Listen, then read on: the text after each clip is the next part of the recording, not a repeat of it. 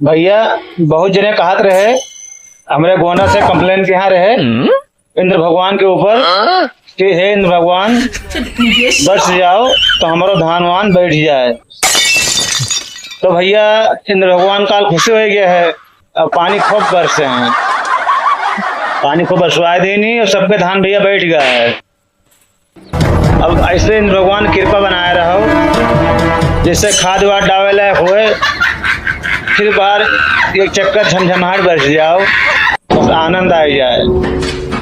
भैया कहाँ कहाँ काल वर्षा है हमारे गोंडा जिला में है, आप लोग कमेंट करके बतावा जाए। धन्यवाद इंद्र देवता, आपको बहुत बहुत धन्यवाद। हमारे गोंडा जिला में पानी नहीं बरसा रहा, आप पानी बरसाए दियो। और इंद्र भगवान अगर ये वीडियो हमारा आप तक पहुँची तो शेयर जरूर किया हो, कमेंट किया हो, हमारे चैनल का फॉलो किया भगवान।